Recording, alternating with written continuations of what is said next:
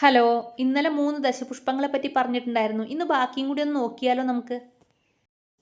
ഇത് പൂവാങ്കുറുന്നില. ഇതിൻ്റെ ദേവത ഇന്ദിരാദേവിയാണത്രേ. ദാരിദ്ര്യശാന്തിയാണ് ഈ പൂവ് ചൂടിയാലുള്ള ഗുണം എന്നാണ് വിശ്വാസം. അടുത്തത് കയ്യുണ്ണി, കയ്യോന്നി, കഞ്ഞുണ്ണി ഒക്കെ പറയും ഇതിന് പേര്. ഇതിൻ്റെ ദേവത പഞ്ചഭണ്ഡാരിയാണത്രേ.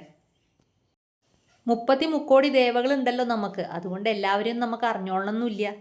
ഈ പൂ ചൂടിയ മദ്യപാനം, ബ്രഹ്മഹത്യ, മോഷണം, ചീത്ത കൂട്ടുകെട്ട് ഇതിന്നൊക്കെ മുക്തി ലഭിക്കും എന്നാണ് വിശ്വാസം. ഇനി അടുത്തത് മുക്കുറ്റി. ഇതിൻ്റെ ദേവത ശ്രീപാർവതിയാണേ.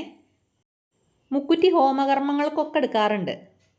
ഈ പൂ ചൂടിയാൽ ഭർത്തൃസൗഖ്യം, സന്താനലബ്ധി ഇതൊക്കെ കിട്ടുമെന്നാണ് വിശ്വാസം. അടുത്തത് നിലപ്പനയാവട്ടെ അല്ലേ.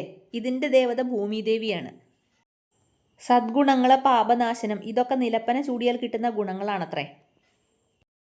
അപ്പം നമ്മളുടെ ദശപുഷ്പങ്ങളുടെ യാത്ര ഇവിടെ കഴിഞ്ഞിട്ടില്ല.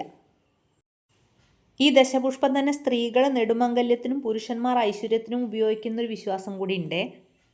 കർക്കിടക മാസത്തിലാണ് ഇതിന് കുറച്ചുകൂടി പ്രാധാന്യം എന്ന് മാത്രം.